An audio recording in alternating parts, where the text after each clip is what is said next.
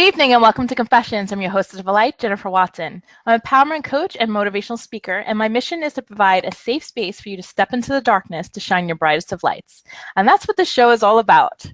Tonight, we will be talking about truth and authenticity and the power of being raw and real. Too often, we get caught up in the smoke and mirrors of others, and we're drawn into our own sense of putting on our mask. But that's doing a disservice to ourselves and to others. You need to own who you are. You need to represent yourself with integrity and hold yourself to the highest level of truth. Why is it that we are so afraid of vulnerable authenticity? And why is now the time to let our truths be set free? Joining me to talk about this tonight is the amazing Susan Grace, a mystic astrologer. She is raw, she's real, and on point when it comes to her readings and life assessments. Although her astrological talents are mind-blowing, it truly is her essence of honesty and a no bullshit attitude that creates this really deep level of trust that helps people to break down their walls and to let the real healing begin. So it is an honor to have this fabulous woman on with me tonight. So welcome to Confessions, Susan. Thank you so much. That was so sweet of you to say that about me. I'm like, I sound really nice. No, I didn't say nice. Oh, yes, that's true. That's true. No, I'm kidding. She is really nice. She delivers truth with a very kind little cushion. Yeah. So anyway, girl, are you ready to bare your soul? I'm totally ready. I'm excited. I'm excited too. So what's really cool, I think, about right now is that we're airing and recording surrounding this full moon coming up this weekend. So how have you been feeling lately? This is a very supercharged full moon, and there's a lot been leading up to it. There's been a lot of Gemini and Capricorn energy coming in, and now Mercury is on Pluto in Capricorn. There's a lot of Uranus energy going on, and it's just like, oh my gosh, here it comes. And it kind of feels that way. And I don't know about you, but in my dreams, man, a lot has been purging, like mentally. A lot has been purging out really, really quickly. I think it's that Mercury-Pluto thing going on. Oh, yeah. And it's been vivid and clear. Right. Like, those messages are not, I'm not coming out of the dreams going like, how am I going to interpret that? It's just like, okay, there you go. There it is. Yep. Yeah, I found that as well. So it's interesting times that we're going about. So I really want to start talking about you. But before we go into your mystic astrologer background, let's take it back a couple of years or so, and let's talk about your beginnings with your bachelor's in psychology and your involvement in grassroots community counseling communities. So tell us a little bit about that. Yeah, I got my bachelor's degree in psychology, and I really couldn't do a whole lot with the bachelor's degree. You have a background in psychology. With the bachelor's, you can't do a lot with a master's, I can't even do anything with that. Right. So you have to keep going and going and going. And I wasn't interested in going forward after that. No thanks. And so from like in my 20s, whenever I lived in Austin, there was a grassroots counseling community that was going on there where people were counseling each other. And so I did that for a couple years, and it was really intense. And that really hooked me on how we don't have to go into psychology. We can go more into spirituality and in just releasing ourselves from patterns and from like messages that we've been told from society and our family that just don't work anymore. We don't have to go into therapy. Do you know what I mean? Like that's where that started for me.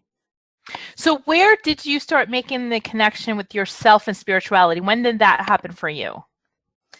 I've always followed, I've followed astrology as far as sun sign horoscopes, but like since I was little, the whole time. But whenever we were coming up, there was no internet, right? I mean, we weren't sharing charts online like people are doing now. I didn't see my own chart until 2012. And so I happened to find my chart, and then everything opened up for me. Spirituality opened up for me. Astrology, of course, opened up for me, and all the facets of who I am opened up for me. I had been studying religions like Judaism, and I did some Buddhism and all that kind of stuff. Like I did a lot of reading on my own, but nothing really took. Nothing all came together until, well, bam, I saw like a chart, and then everything changed.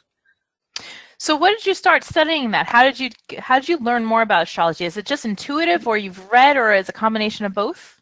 It's both. I dove into my chart. Once I found my chart, I was like, oh my gosh, it changed everything for me. And I think this happens a lot. You start with your own chart, you Hmm. dive into it, and you're like, what is this Mars thing? You know what I mean? So you start doing your own research.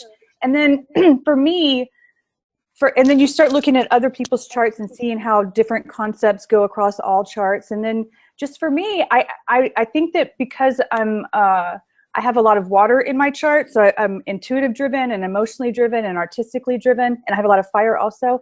I just started seeing charts differently. They started talking to me. I got to be able to feel them out, and it just got to the point where I was able to get into the charts and feel what they were like.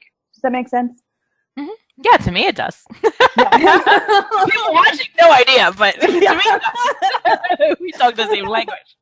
Right. So speaking of language and talking the same language, you have a really interesting way of communicating, and sometimes it's even like cryptic or poetic in a sense.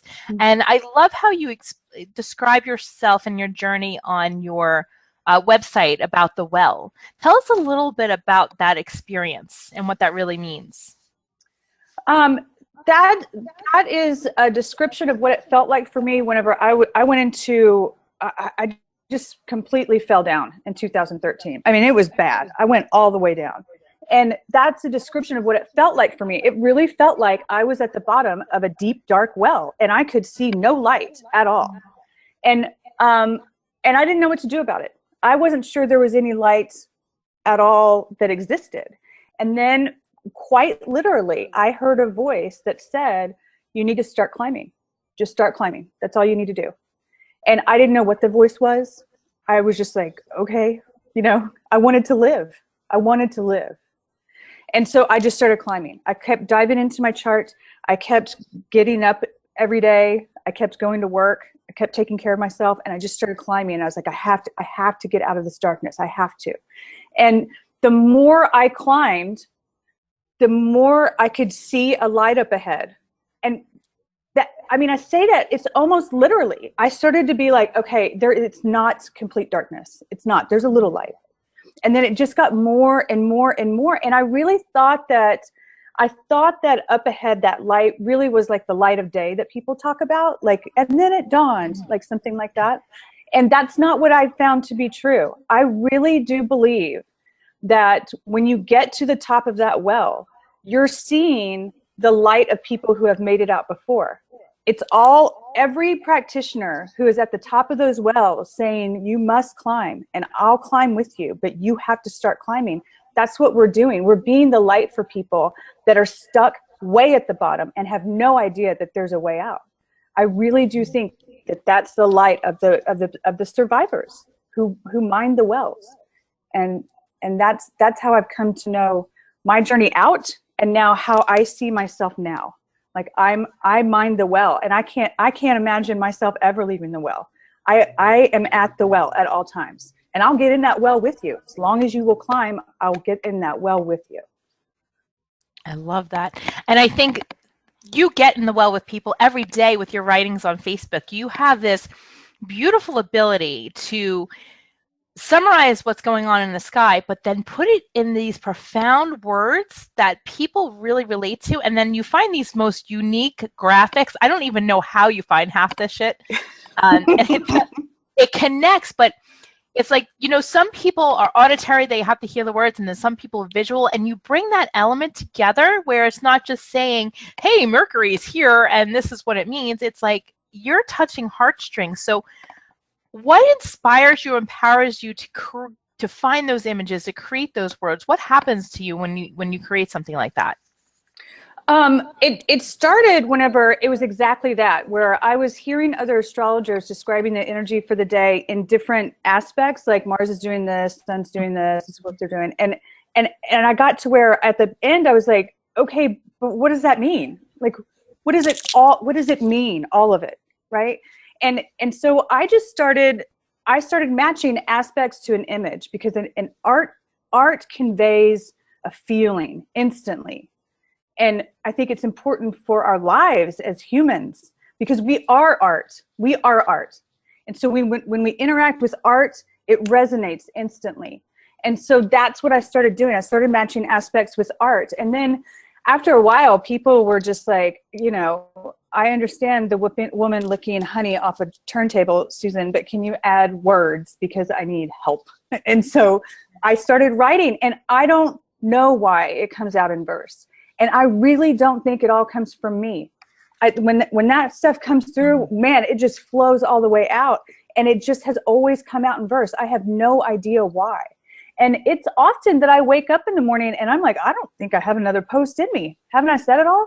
And it's sure as shit, I sit down and I start my process and out pops a post. And I'm like, well, this is good. And I swear it's not all from me. Because I know that some people I've heard say that they have to come back during the day and read it several times to remind themselves of what's going on. And I'm like, me too. I do too. Like even me, I have to look back and go, okay, yeah. Okay, got it. Right. Yeah, I find that too with some things that I post. Like sometimes you post ahead or whatever, or you do it in the morning and you don't even think back, and a couple hours later you're like, damn, I was talking to myself then. I wasn't talking to anybody else. Right.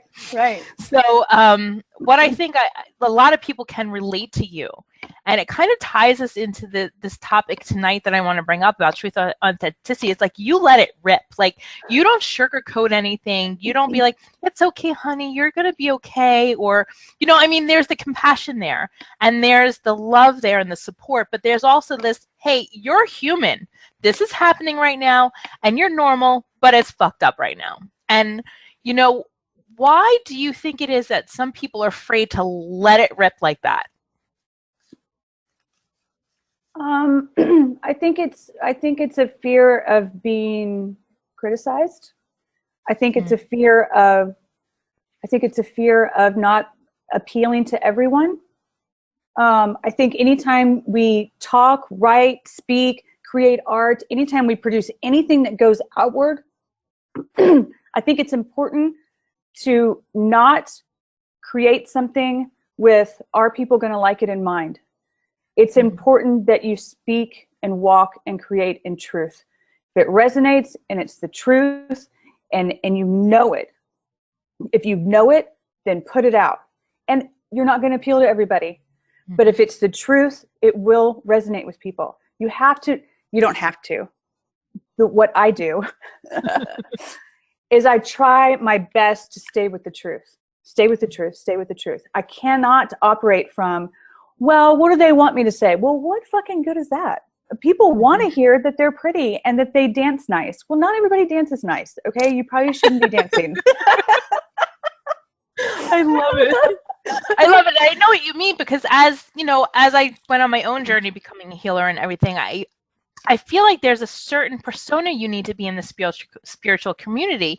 And I feel like sometimes if you don't live up to that, then this like sugary sweet type thing that you're not a healer. But I like my rawness and I like being a human and expressing myself like a human being.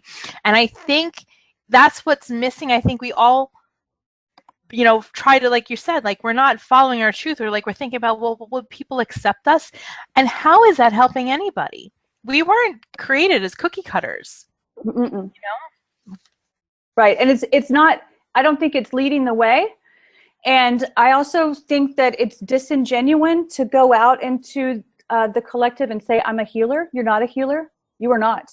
If you want to walk out and present the truth of what you know as living an authentic and true life, and whatever your modality is. Like if you're in tarot and be like, listen, this is how I see tarot. If it helps, wonderful. Then right on, put yourself out there. But you cannot honestly say that you're a healer. You just can't. People heal themselves. You can go out and show your gifts. You can go out and assist. You can go out and be present with people and hold space for them. But what you're really doing is you're sharing the experience of being human. That's all you're doing. You're going out and sharing the experience of being human. And maybe you have strengths that other people don't, and they can learn from you. Wonderful. But ultimately, people heal themselves. They have to come into themselves and they have to do their own work. That is a really, really great point. And I think we do get confused in it because we want to help people. So we see some of us can see ourselves as healers, but you're absolutely right, because we can't do jack squat. Like, it's like a doctor. unless you take the medicine or you do what you're supposed to do or eat right or whatever it is that you're supposed to do to help yourself, it's not going to work. And it's the same with psychology, mental, spiritual, anything. So you're absolutely right. And I think it's time for us to step into truth and authenticity and to just own who we are and stop trying to fit into a cookie cutter mold or wonder if this is okay, and just accept that people are just not going to like us and what we do. No, they're not. Lots of people aren't going to resonate with you. And that's fine. People who don't resonate with what you do, they need to go find someone they resonate with. It's okay. We have to be careful if we're going to go out into the collective and say, I'm a healer. That means that you be careful you're not going out there and trying to be needed. If you're going out there and trying to appeal to everyone and have everyone need you, that's ego. That has nothing to do with any kind of gift, any kind of leadership, any kind of strength you're trying to demonstrate with other people, any kind of sharing of energy and everyone trying to heal the collective. Nothing. That's all ego. If you're going out and saying, I'm a healer and I appeal to everyone, you're just trying to be needed and to get your like, I'm wonderful things. And that's bullshit. Well, see, I like being needed, but I only want to like take care of people who drink in bathtubs right now, you know, when they're sad in their clothes. See? And there's plenty of us. You know, and it's funny because I'm stepping into that as I step into more and more of who I am, and I just don't give a shit anymore of what people think. It's freeing, first of all, to not have that pressure of, oh, are people going to like me? And I'm seeing a lot of people either love something I do or hate it, and I'm so not attached to it anymore. It's like, well, then, you know, you don't like it, go do your own thing. I'm cool with it. Express yourself. Exactly. It comes down to creative expression. It comes down to unique gifts. And we were all provided with those. And just like an artist, you know, a physical artist who either draws, paints, or whatever, however they create with arts, pottery, whatever, there's no right way to do it. And we each have our own skill set. And there's just, it's freedom that we should be seeking right now. And truth sets us free. I mean, we hear the saying, but it's so hard to allow that because we feel judged or we're scared of rejection or whatever those fears are. And it's time to cut the crap, because if we're not living in our truth right now, then you're just not living. It's just one big fake life. And who wants that? Who wants to be like that? Not me. Yeah, but ultimately it's a version of suffering.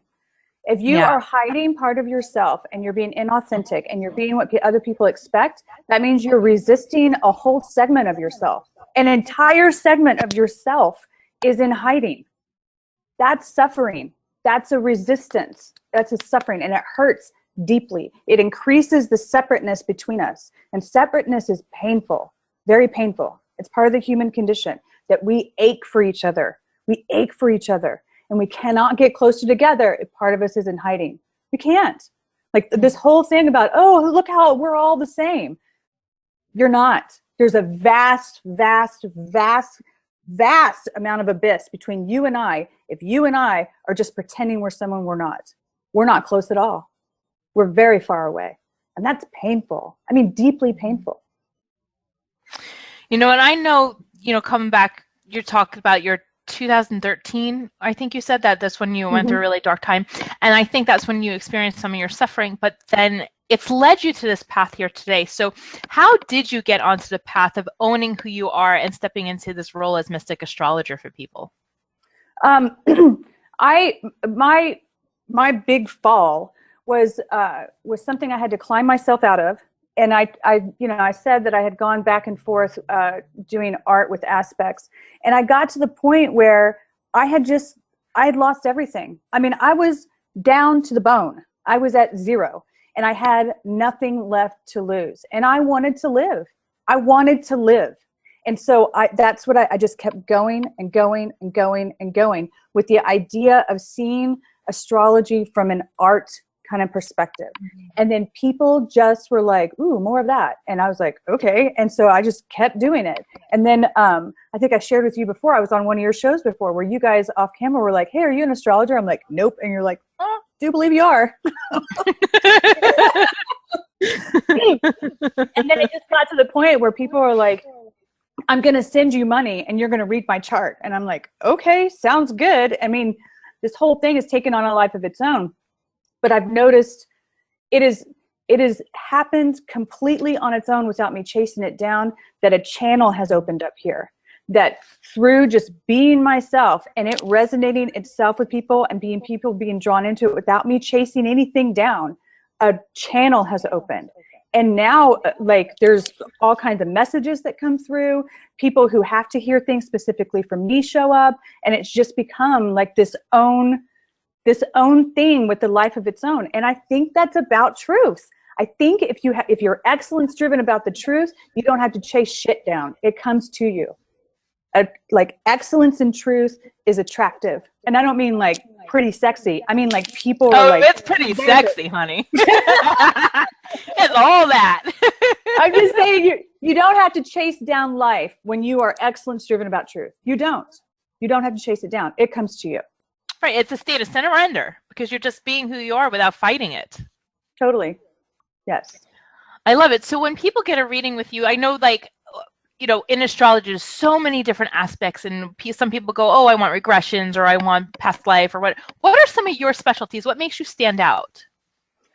It's almost all natal, but in my natal chart readings, like I said, there's some kind of weird channel going on with me. I don't know why, I don't know how it opened, but past life stuff comes in like, bam. There's some people that whenever I open their chart, like, their guides or whoever is talking won't even let me go into the natal. They're like, here we go, past life. And I'm like, hang on.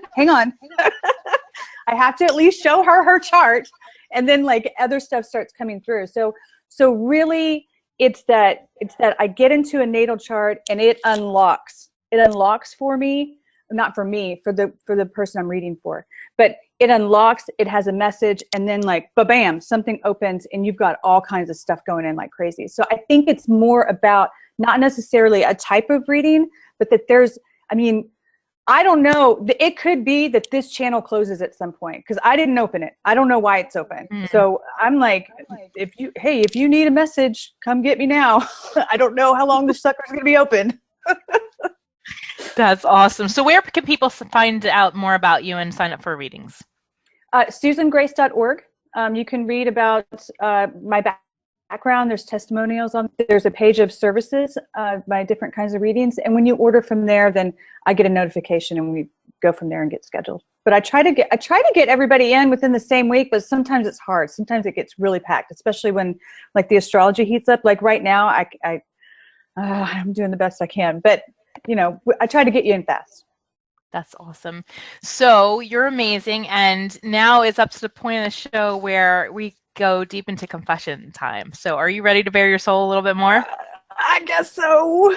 So it kind of alludes to it's kind of tied into something you started talking about before with suffering. So you're not a stranger to it. And you've shared with me that you're fully aware of the point of it in your particular life in this incarnation. So why don't you take us a little bit through, you know, what your struggle has been like and what some of your breakthroughs have been. Let's hear it. I talk a lot about how it's my understanding that right now, all of us right now, it revolves around 12-21-12 and the Mayan shift, all that stuff, where we're ushering in the end of suffering. That's what we're all doing. And so my suffering, I've done a lot of past life work, and I remember back to what my original wound was. I started incarnating because I felt like I needed to prove myself, right? And so, but my original wound revolved around the fall of Atlantis. And there was, I had a hand in letting the darkness in. I was some kind of a gatekeeper. There was an order that gives in, and so the gatekeepers let it in. And that fucked me up. I mean, bad. And whenever we all came out of that experience of the fall of Atlantis, everyone who was there, I mean, everyone had to go through intense like therapy because we couldn't function. We were so traumatized. But I was a special kind of traumatized. And so they kind of isolated me from everyone else. And I was there with my masculine I have a masculine counterpart energy. I know him as the protector. So I was isolated with the protector, and they're like, you sit over here. Like, you have to face yourself. But they kept telling me that I am regal, I am holy. I'm regal, I'm holy. And I was like, no, I'm not. And I had a really difficult time with being revered, having had what I perceived as a hand in darkness. I had a really difficult time with it, and I couldn't sit with it. And so I chose to go into a descent. I chose to go into a descent, a long line of incarnations that revolved around very pain and suffering and just full-on torture. It was bad. But I chose it. I chose to go into it because I felt like I needed to earn back my holiness. And the protector at the time was like, you do not have to do this. Like, holiness would never require your suffering. You don't have to do this. This is ridiculous. And I was like, I'm going to do it anyway, which is so me. so, so long line of pain and torture and suffering. And every time I would come out of my incarnations, I'd be like, oh, look how I've suffered. And, you know, the guides were like, she still doesn't get it. And then get back in there. And so, so now I'm in this current life, and I know that I have put myself in very painful, very destructive, torturous situations on purpose because I felt like I'm cursed, I'm damned, I'm dark, I deserve it, and I have to look how much I've suffered, pays a penance. And I've done enough work to separate myself from. I've pulled myself away from actually putting myself into pain. I don't do that anymore. I don't harm myself anymore. And I used to do that actively a lot. But I still have an undercurrent of feeling like I have something to prove. That there's some kind of penance. There's something I have to prove, something I have to gain back, some way of getting myself not cast out, not cursed. And I feel like probably I'll never earn it back. Never earn it back. And for a while now, I felt bad about that. Like, I'm supposed to have my shit together. Why can't I let go of that? But I think that the truth is that I'm tapping into something that all of us need to face right now. That we all feel cursed and damned. We all feel like we're very separate, very not like everyone else, and there's a reason for it. It's because we're bad, and that we have to earn our holiness back. That if we can somehow take what looks bad or dark or not acceptable and turn it into something lovely, then we will be let back into grace and glory and beauty and all those things. And I think that is a lie. I think that's a lie. That there are things about us that aren't pretty. There are things about us that we struggle and we're insecure and we actually are separate, and that's painful, and we struggle, and we have to get to the point where we stop saying, I must change this about me because it's wrong, otherwise I'm damned. No, this is life. This is being human. We have to come back to ourselves. We have to fold ourselves back into life and embrace ourselves and say, it is okay. It is okay that you have suffered. It is okay that you've put yourself into a cycle that you want to get out of now. It's okay. There's nothing to forgive. This is life. You're fine. Everything about life is sacred, including this part. It's like the story of Lilith, the first wife of Adam, got cast out of Eden because she was dominant, and then she became quite angry. You know, and she has a lot of darkness to her. And now it really is literally time for Lilith to be folded back in. But it's not by turning her into Eve. Lilith gets folded back in because she's part of life, God damn it. And we're not complete without her. We're not complete without her. As long as Lilith is cast out, we are incomplete. We must bring her back in to ourselves and with each other and back into wholeness. And once we're able to forgive our own suffering, to forgive our own decision to put ourselves into descent, once we can forgive that, we can let go of the suffering and we can move on to the exaltation. We descend because we want to be exalted. That's why we do it. We go down into a descent because we want to feel exalted again, and we want to feel this separateness close and for us to find each other again. And that's why we do this. And we can't do it incomplete. We can't do it behind a lie. We have to do it with the fullness of who we are. We have to. And so everything has to come out of the shadows. Everything has to come out of the shadows and be given compassion and forgiveness, and we've got to love it right. So for people who are struggling with the same kind of feeling, like they came down and they're cursed and the whole why me and, you know, Murphy's Law, this is bad luck, whether they're consciously aware that they've created this or are not, how can people start to move past the suffering and start accepting themselves for who they are and their journey for what it is, and to step more towards that light? What do you recommend for them? I think it's a few things, and one of them is to find a way to be still with yourself. Because we run around, we literally run from ourselves. We're constantly going, one of them is, I got to do the work. No, how about you don't do anything? Calm down. Be still with yourself. Be still with yourself. And that first reaction of, this is fucked up, I got to fix it. Hang on. It's not fucked up.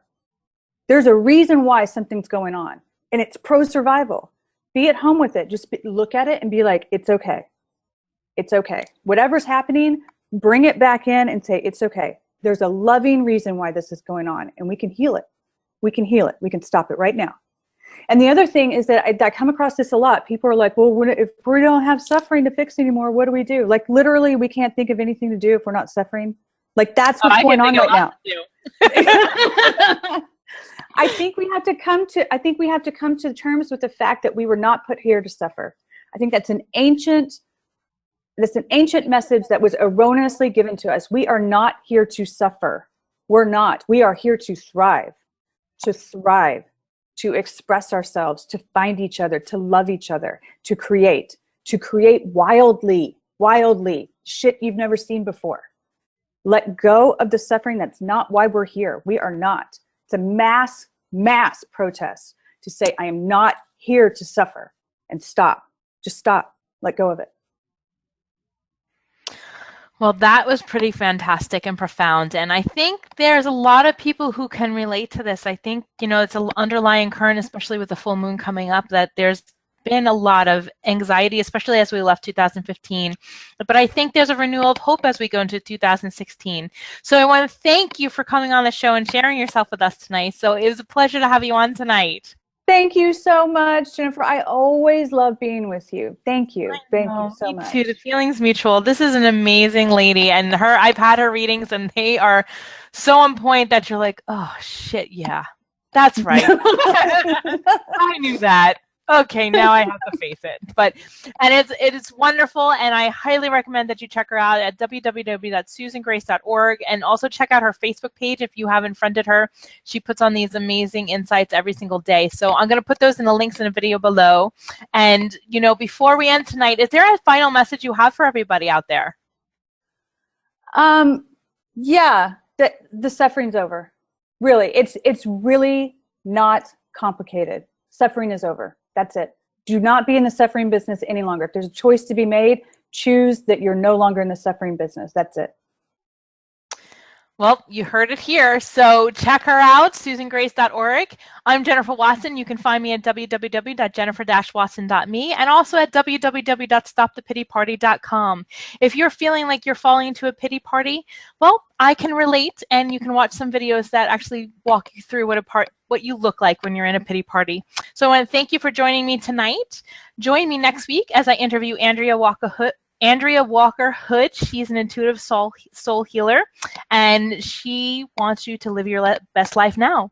So tune in next week at 8:30 p.m. Eastern. I'm Jennifer Watson. Namaste, and embrace your power.